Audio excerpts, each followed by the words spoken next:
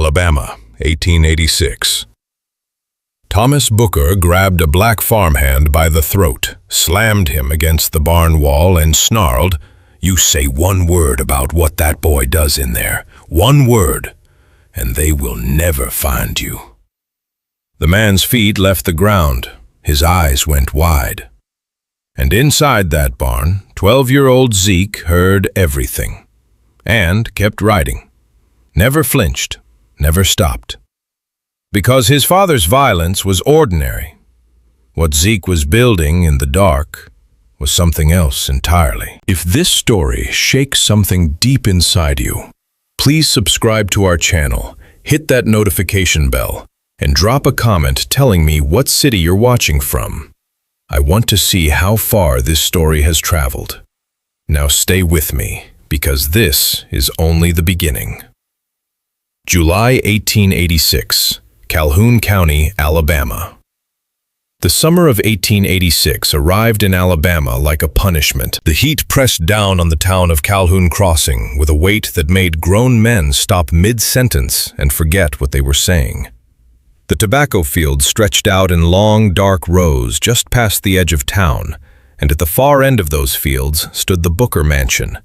White columns, wide porches, the kind of house that told you immediately who owned the land and who worked it. Thomas Booker had built that house with money, and money had built it on the backs of men who never saw a dime of it. The war had ended 20 years before, but in Calhoun Crossing, some things moved slower than history. The black families who had once been owned by the Booker estate still lived in the same wooden shacks at the edge of the property, now called tenant workers, paid just enough to keep them too tired to leave. And inside that grand white mansion, a 12-year-old boy sat at a desk surrounded by books that no child should have been reading. Ezekiel Booker, Zeke, to anyone who dared call him anything, was not like other children. He had never been like other children. His mother, Catherine Booker, once told her sister in a letter that Zeke had never truly cried as a baby. "Not the way babies cry," she wrote. "He would open his mouth and study the sound coming out of it, like he was testing an instrument." By the time he was 6, Zeke had memorized more Latin than the local school teacher. By 8, he had dissected every species of bird that lived in the woods behind the estate. Not out of cruelty, that was the thing that made people's skin crawl. He didn't enjoy the killing. He was indifferent to it. What he wanted was what came after. He wanted to understand the moment between, the moment when something living became something still. On a Wednesday morning in early July, Zeke walked into the kitchen before sunrise, while the house cook, a woman named Mabel, was already at the stove. Mabel had worked in that kitchen for 30 years, first as a slave, then as a servant. The only difference being that now Thomas Booker handed her $2 at the end of each month and told himself he was a good man. Zeke set a small glass jar on the kitchen table. Inside the jar was a dead sparrow, suspended in a pale liquid. Mabel turned from the stove, saw it, and took a slow step backward. "Child," she said very quietly, "what is that?" "I preserved it," Zeke said. He sat down at the table and opened a journal, uncapping his pen without looking up. "The formula's not quite right yet. The tissue is still breaking down around the eyes. I need to increase the concentration of the saline." Mabel stared at him for a long moment. "Your mama know you got that in her kitchen?" "She's still asleep." Mabel turned back to the stove. She didn't say anything else, but her hands were shaking as she stirred the pot, and she whispered something under her breath, a prayer, or maybe a warning, too low for Zeke to hear. Zeke wrote in his journal. He didn't notice her shaking. He never noticed things like that. The trouble, the real trouble, started 2 weeks before the incident at the hospital, on a night when Thomas Booker came home from a business meeting in Montgomery and found his son in the barn behind the house. The lantern was burning low when Thomas pushed the barn door open. He'd been looking for Zeke for 2 hours. Catherine had been frantic, walking from room to room with her hands pressed together, calling the boy's name in a voice that got quieter and more frightened each time she called. Thomas found him crouched over a wooden table, surrounded by glass instruments and copper wire and a smell that made Thomas's stomach turn immediately. Ezekiel. His voice was low, controlled. What in God's name? Don't touch anything. Zeke didn't look up. I'm in the middle of a measurement. On the table was the body of a dog. One of the hounds that worked the property. It had died 2 days earlier. Old age, the farmhand had said. Natural causes. The dog was connected to a series of copper electrodes. A glass tube filled with some kind of liquid was mounted above it on a wooden frame. And Zeke was crouched over a small mechanical gauge, watching the needle with the focused stillness of a man defusing a bomb. Thomas Booker crossed the barn in 4 steps and grabbed his son by the collar. Zeke's pen scratched across the paper as he was yanked back. He looked up at his father with those pale, steady eyes. Not afraid, not even startled, just inconvenienced. I told you not to. The reading will reset, Zeke said. I need 60 more seconds. You need... Thomas released him.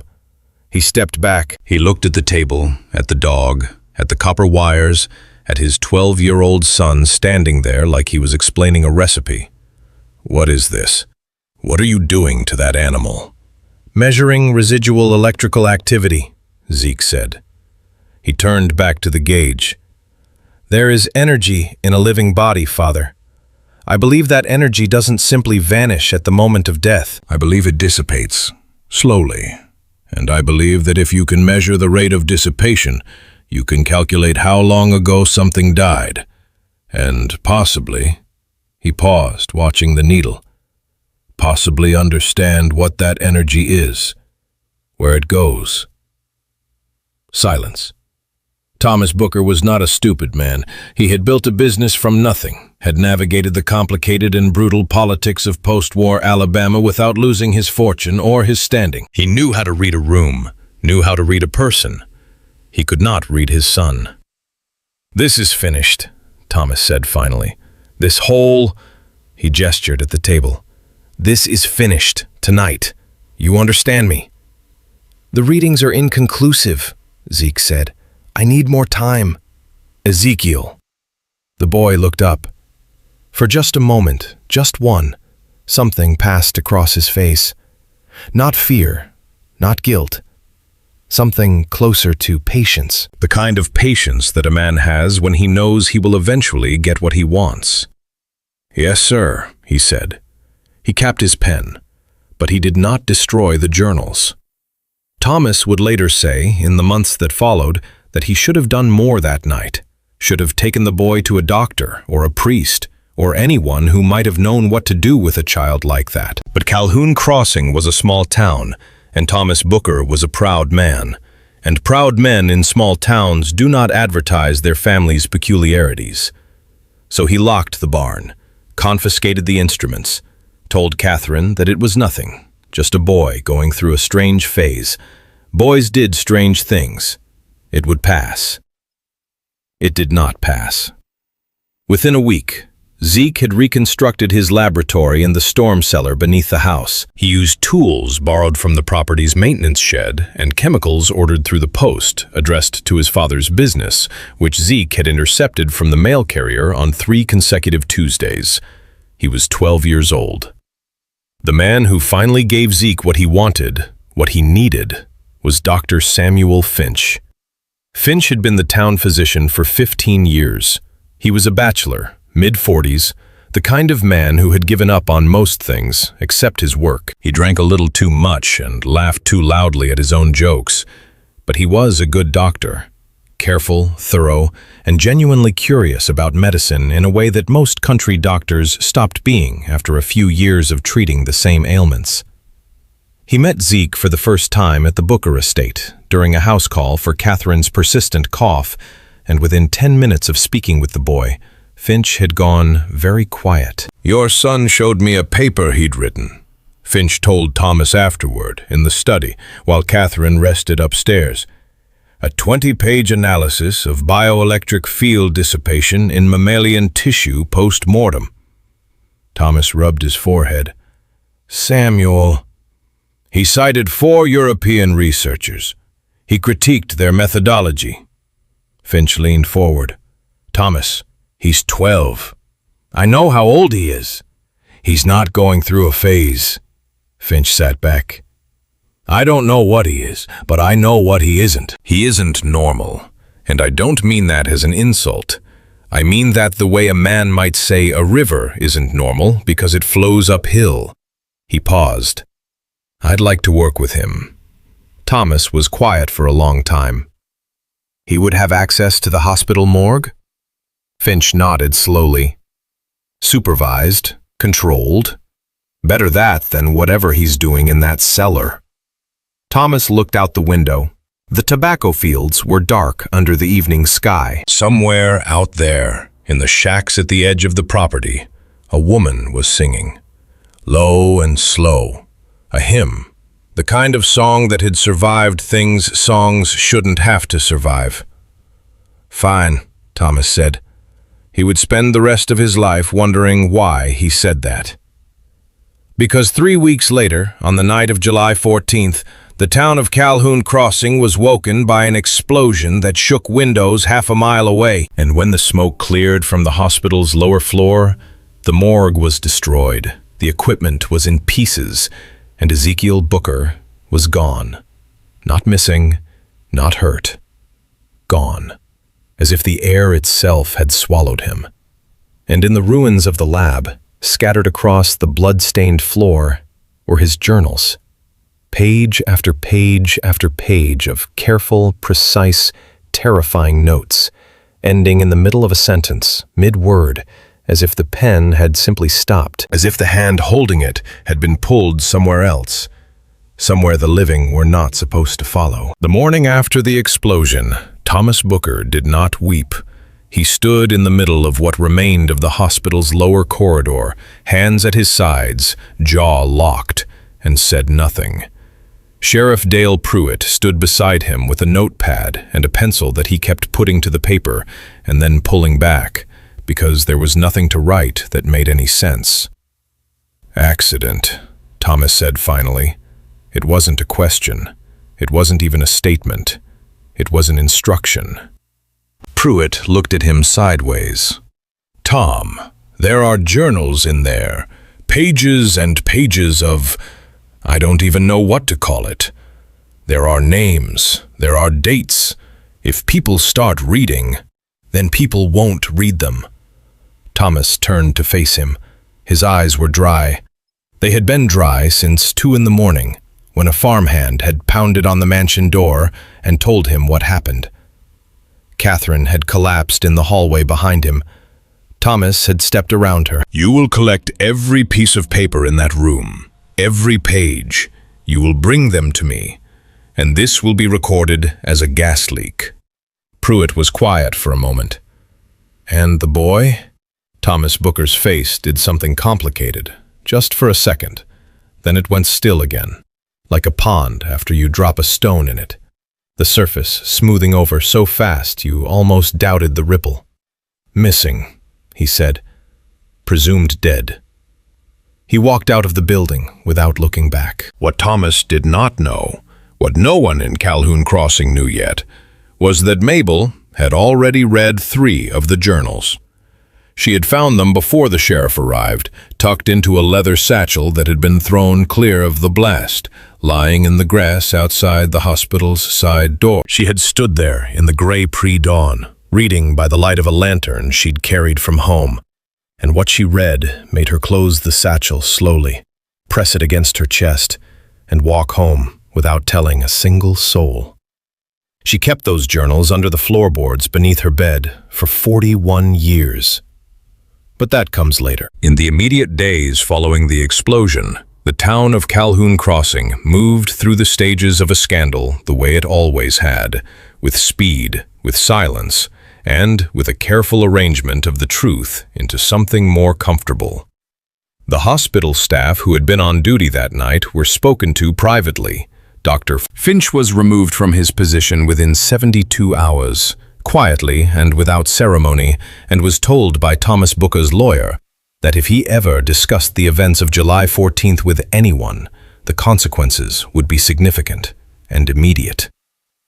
Finch sat in his empty office and looked at the wall for a long time after that meeting. Then he poured himself a glass of bourbon and said, out loud, to nobody, "The boy was right, you know. The readings were real."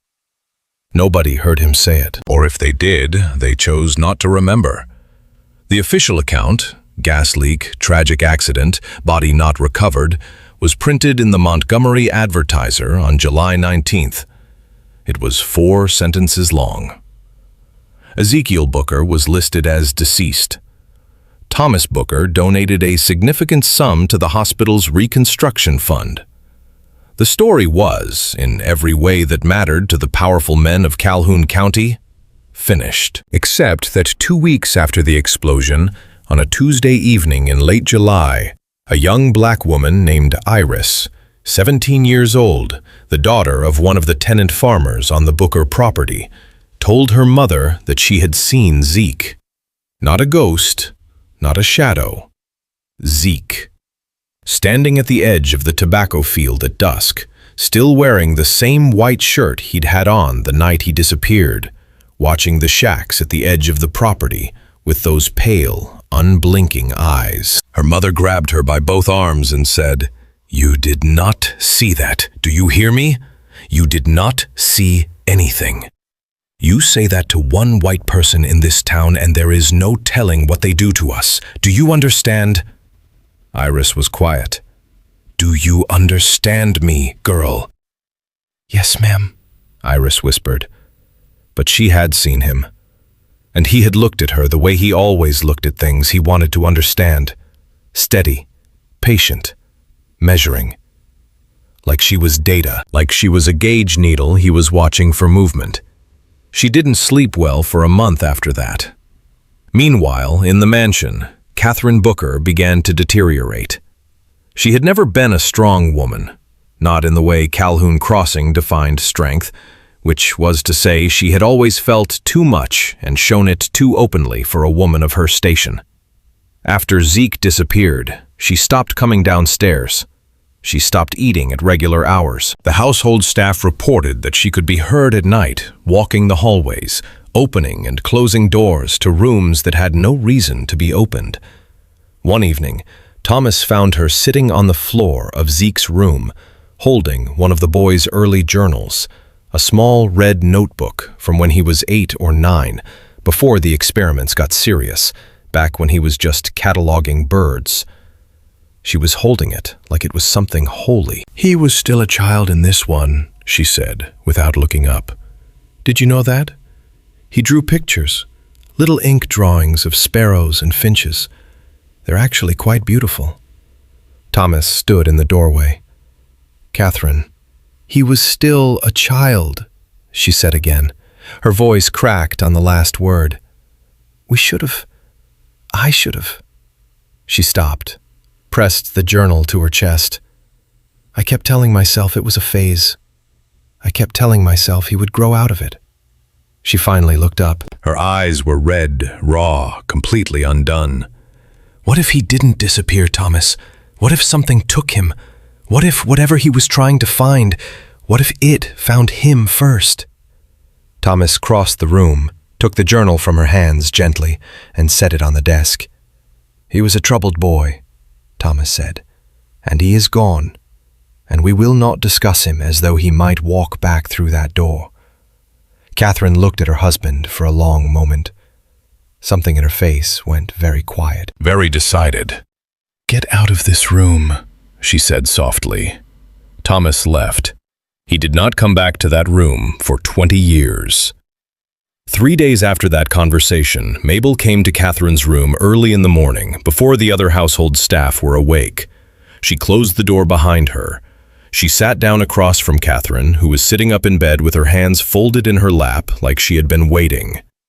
"I need to show you something," Mabel said. She placed one of Zeke's journals, the ones she'd recovered from the grass that night, on the bed between them. Catherine looked at it, then looked at Mabel. "Where did you get this?" "That don't matter right now." Mabel tapped the cover. "What matters is what's in here. Page 47. Catherine opened it. Her hands were steady. Whatever she was feeling, she had already decided to feel it later. Page 47 was dated 3 days before the explosion.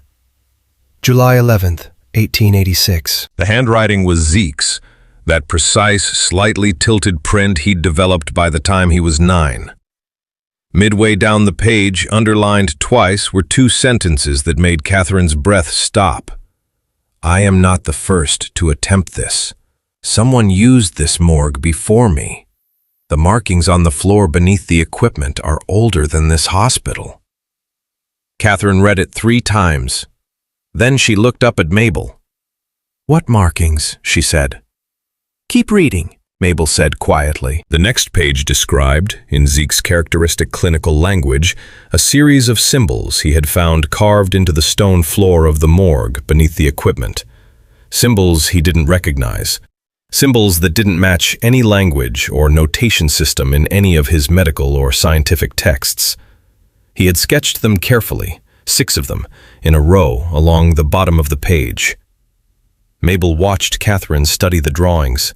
She watched the woman's face change. "He thought someone had done this before him," Catherine said slowly.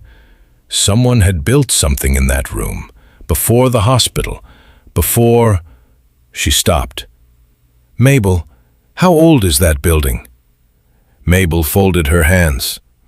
"The hospital was built in 1871, but the lower foundation, the stone foundation, that goes back further. Some of the older men on the property say that ground was used before the war, say there was a different kind of building there before." She paused. "They don't like to talk about what kind." The silence between them stretched long and heavy. "There's more," Mabel said. Catherine turned the page. The final entry in that journal, written the night of July 14th, just hours before the explosion, was only 1 paragraph long. The handwriting was different. Not Zeke's careful print. Something looser, faster, written like a man running. "The energy does not dissipate. I was wrong.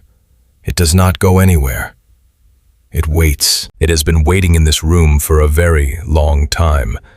I believe it has been waiting for someone who could hear it. I believe it has been waiting for me. I am not afraid. I want to be clear about that. I am not afraid. But I think I understand now why the men who built this foundation never finished what they started. I think I understand what stopped them. And I think it is already too late for me to." The sentence ended there, mid-word, just like the pages found in the ruins. Catherine closed the journal. Her hands were no longer steady. "He knew," she whispered. "He knew something was going to happen." "Yes, ma'am," Mabel said. "And he went in anyway." Mabel was quiet for a moment. Then she said, very carefully, "Mrs. Booker, your son didn't go into that room because he wasn't afraid. He went in because whatever was in that room, whatever had been in that room for a long, long time, it wanted somebody to come in. And your boy was the first person in 40 years who could hear it calling." Catherine sat with that for a long time. Outside the window, the tobacco fields were still in the August heat. The shacks at the edge of the property were quiet. Somewhere, far off, a dog was barking at something it couldn't see. Mabel kept her silence for 41 years. That is the part that matters most, not the journals, not the symbols, not the final broken sentence on page 47. What matters is that a black woman in post-war Alabama, who had survived slavery and everything that came after it, made a calculated decision to hold a secret that could have destroyed the most powerful family in Calhoun County. And she made that decision not to protect Thomas Booker. She made it to protect everyone else. Because Mabel understood something that Catherine was only beginning to grasp in that August bedroom, sitting with a dead boy's journal in her hands. She understood that some secrets, when released into the wrong hands at the wrong time, don't just ruin families, they consume entire communities.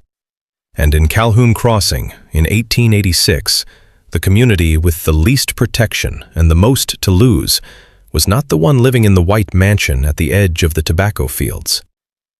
So Mabel took the journals home. She wrapped them in oilcloth and put them under the floorboards.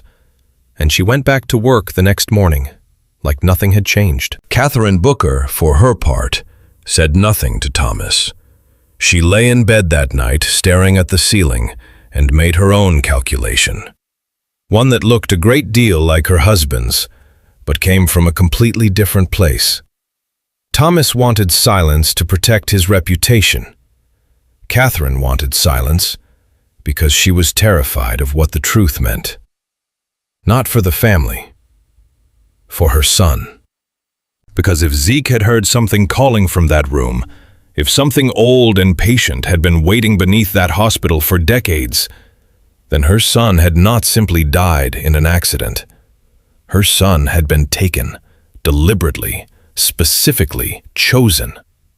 And that thought was so much worse than grief that Catherine could not hold it in her mind for more than a few seconds at a time without her vision going white at the edges.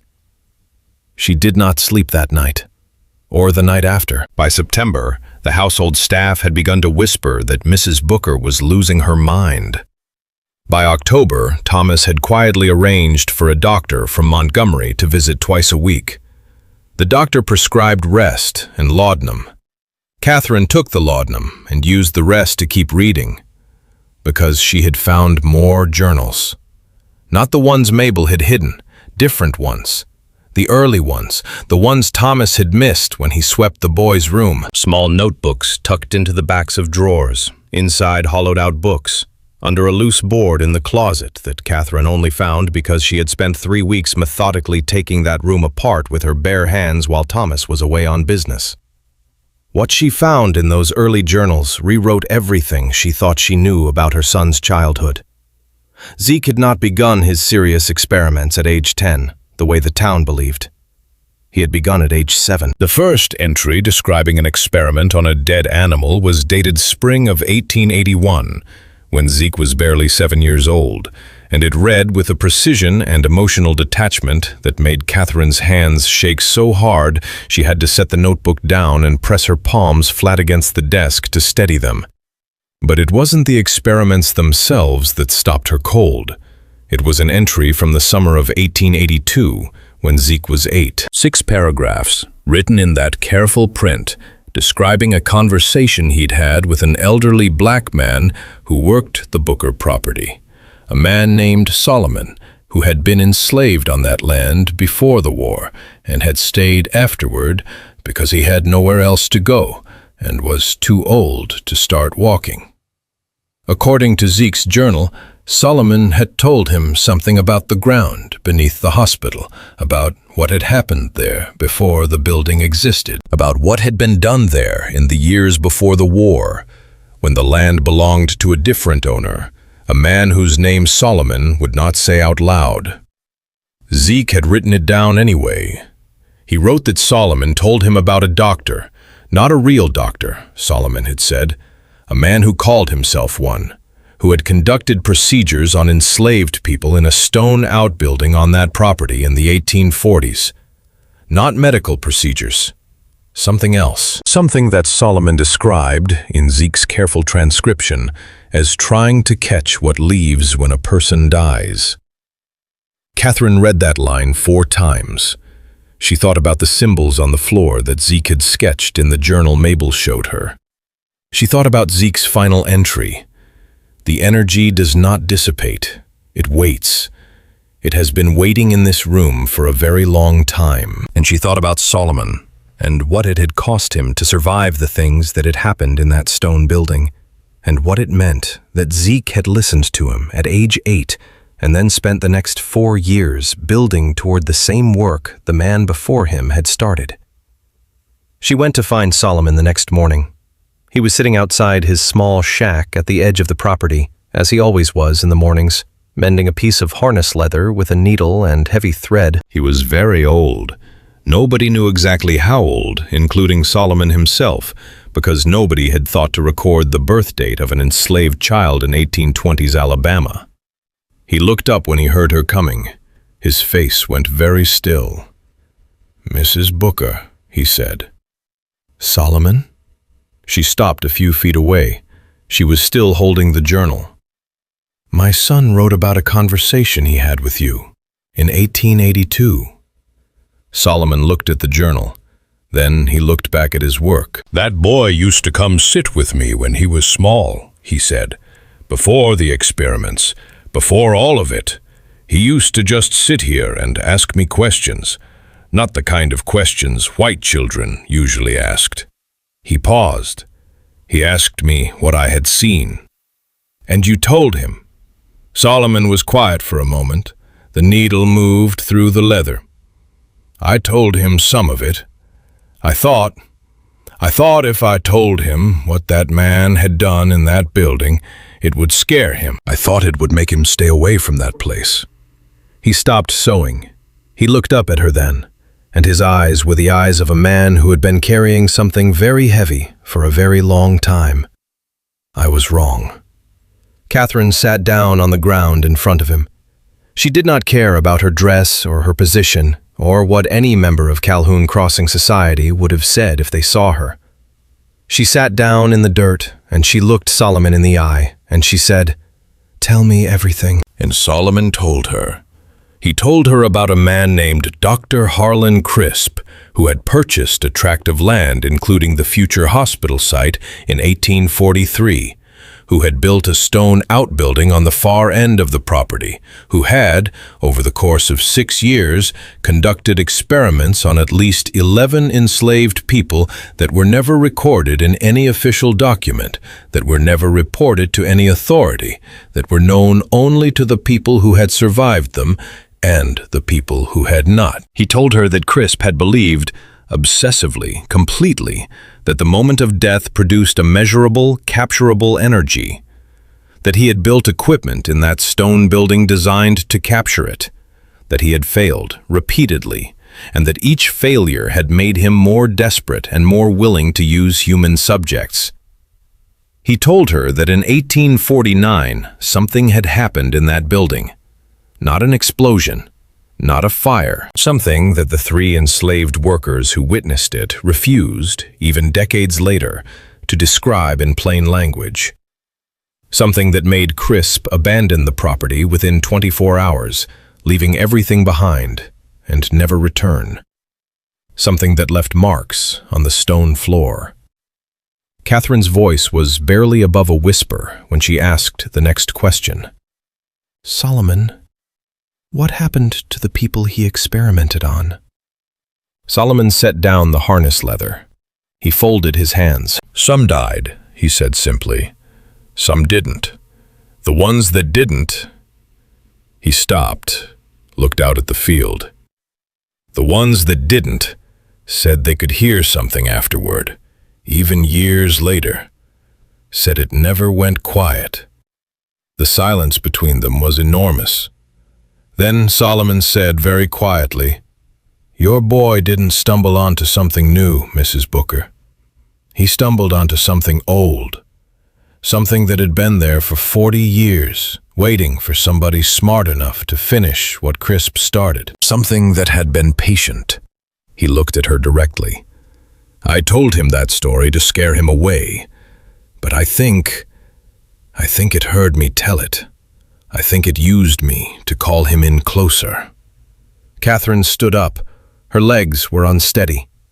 She gripped the journal with both hands. "Why didn't you tell anyone?" she said, not accusatory, genuinely asking. "After Zeke disappeared, why didn't you come forward?" Solomon picked up the harness leather again. His voice was flat and final. Mrs. Booker. I am a black man in Alabama in 1886. Who was I going to tell? Your husband? The sheriff? He glanced up at her once. You are the first white person who has ever sat down in the dirt to ask me a question, and you only did it because your child is gone. Catherine had no answer for that. There was no answer for that. She walked back to the house holding the journal, and she did not look back, and she did not cry, because she had passed through the stage of grief that involved crying, and arrived somewhere much colder and much more permanent on the other side of it. That night, she wrote a letter, not to Thomas, not to the sheriff, to Dr. Samuel Finch, who had been quietly dismissed and was now practicing out of a small office in a town 40 miles east. The letter was 3 pages long. It contained everything Solomon had told her, everything she had found in the journals, and a question she needed Finch to answer. The question was this: in all of Zeke's records, in all the documentation he left behind in the ruins, was there any entry, any note, any measurement suggesting that the experiment on July 14th had worked? Finch received the letter on a Thursday. He read it twice. He poured a glass of bourbon and held it without drinking it for a long time. Then he opened the locked drawer in his desk where he had kept the one journal page he'd managed to pocket before Thomas Booker's men arrived to collect everything. A single page he had not told anyone about.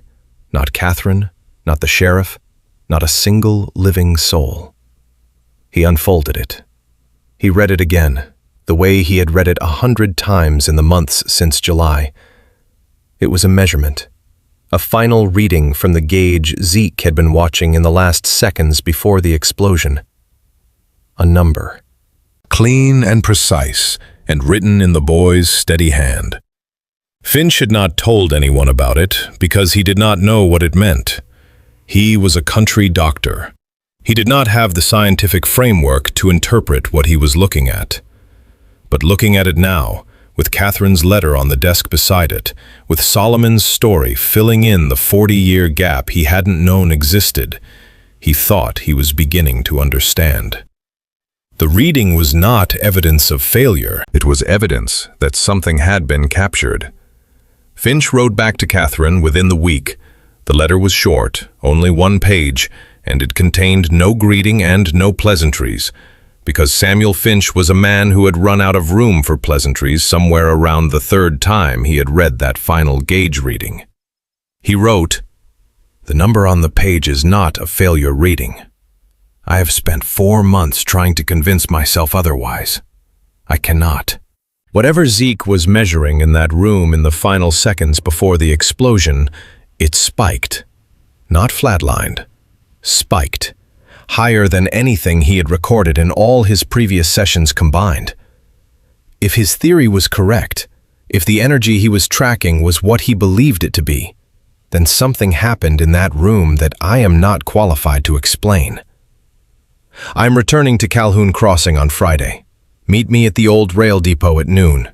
Tell no one, especially not your husband. Catherine read the letter at the kitchen table while Mabel stood at the stove with her back turned, pretending not to know it had arrived.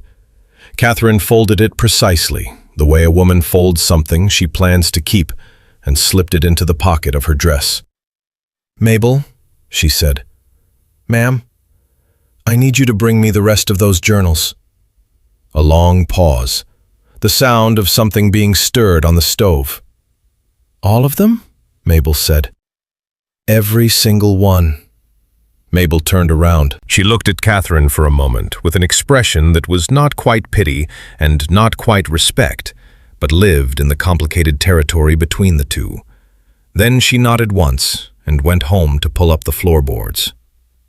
That same evening, Thomas Booker came home from Montgomery in a state of controlled agitation that the household staff recognized immediately as dangerous.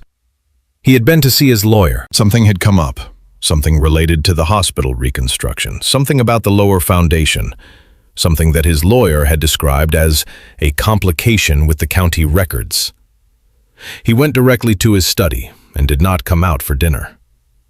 At 10 o'clock that night, Catherine knocked on the study door. She had Mabel's journals under her arm, wrapped in the same oilcloth Mabel had used, and she had made a decision on the walk down the hallway that felt less like a decision and more like the end of a very long road she had been walking for 2 years without knowing it.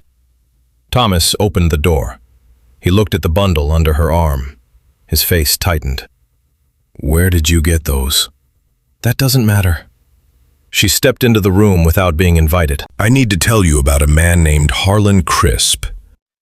What happened in that study over the next 2 hours was, by any measure, the most honest conversation Thomas and Catherine Booker had ever had in 20 years of marriage. It was also the last real conversation they would ever have.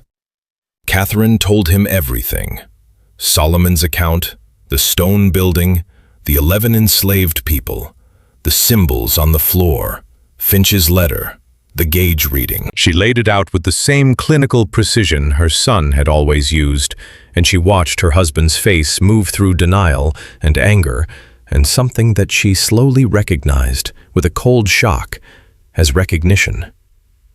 "You knew," she said. She stopped mid-sentence. "Thomas, you knew about Crisp." Thomas was very still. "Not the details," he said finally.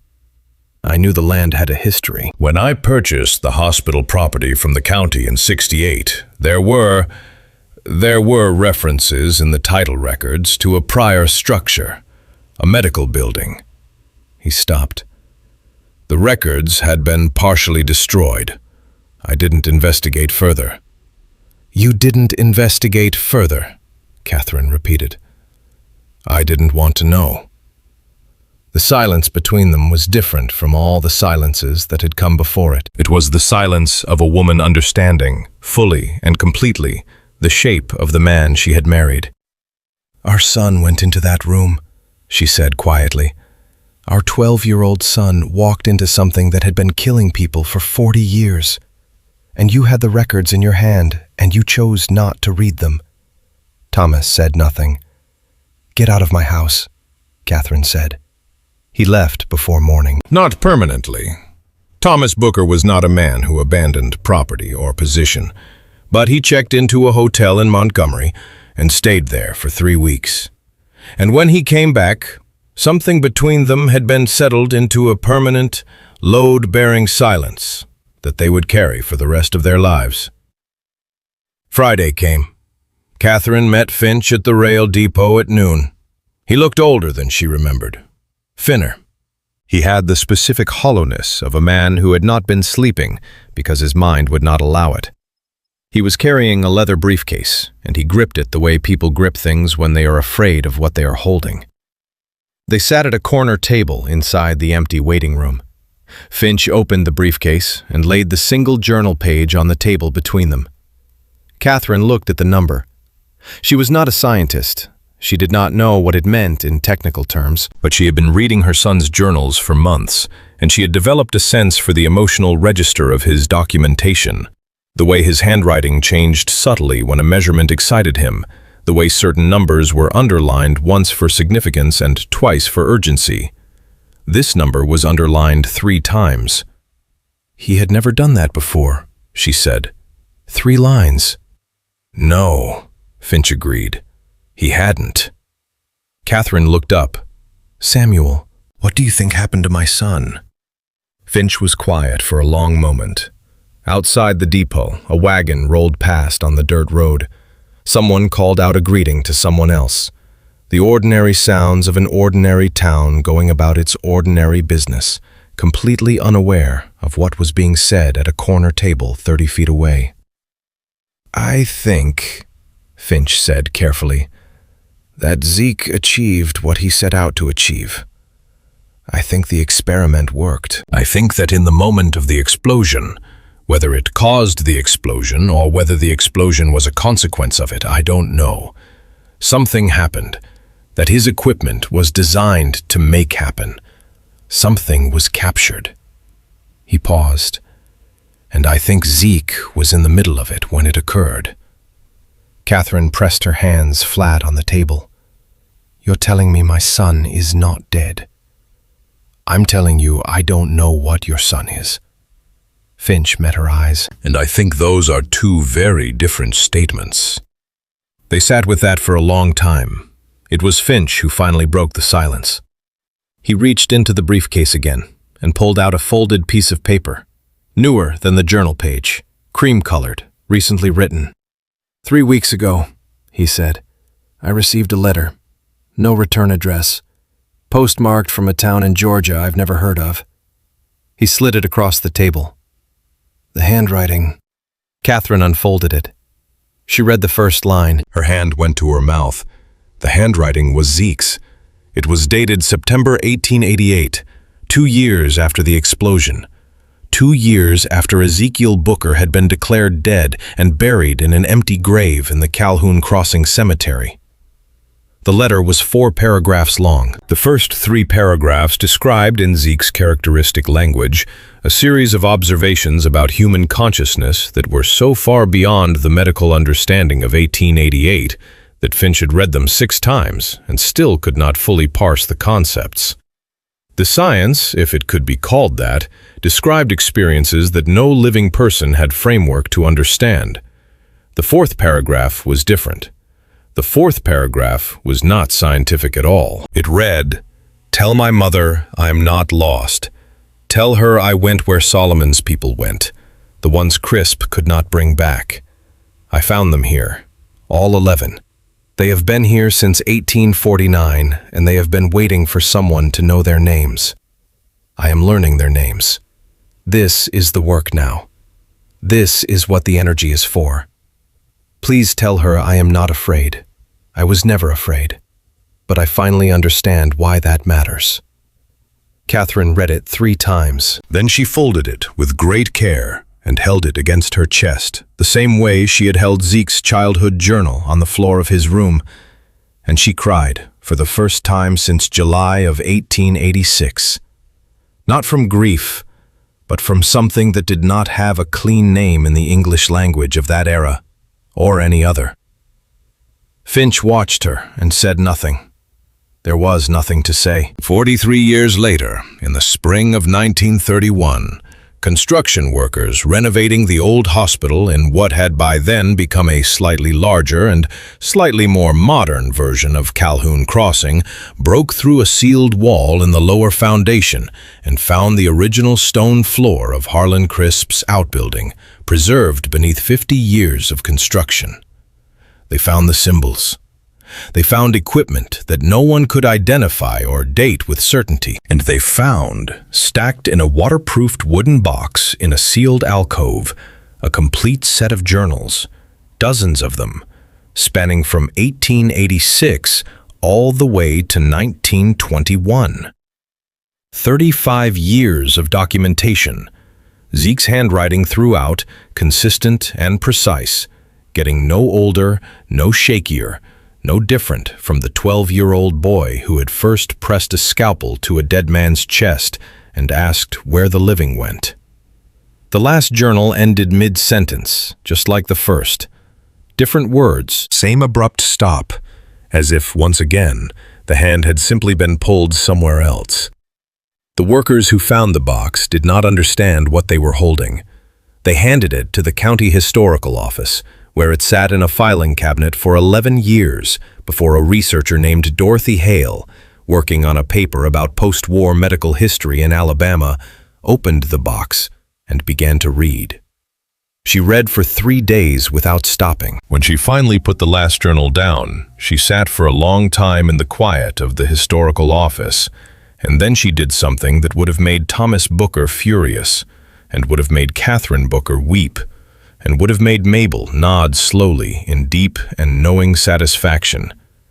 She picked up the telephone and called a colleague at Howard University, a black historian named Dr. James Alcott, and she said, "I need you to come to Alabama. I have found something that does not belong to the people who have been keeping it. I have found 11 names that need to be spoken out loud, and I have found a boy who has been trying to speak them for 50 years. Alcott arrived on a Thursday. He and Dorothy spread the journals across 3 tables and worked through them together, methodically, over the course of 2 weeks. They found the names. All 11 of them, painstakingly reconstructed by Zeke from fragments and traces and whatever information existed in the space where he had gone. Names that Harlan Crisp had never recorded. Names that official history had erased with the same casual violence it erased everything that did not belong to the powerful. Alcott wrote them down in a clean ledger. He read them out loud, one by one, in the quiet of that office in Alabama in 1942, 56 years after a 12-year-old boy had walked into a room that history had tried to seal shut and decided, without fear, without hesitation, that the dead deserved a witness. The ledger still exists. It is held in the archives of Howard University. The names are in it, all 11 of them. Finally, permanently, spoken.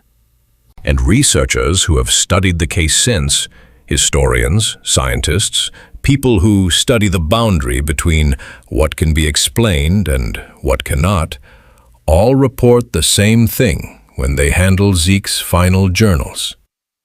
A feeling, specific and consistent across every account.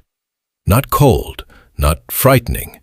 The feeling of being watched by something that is not hostile.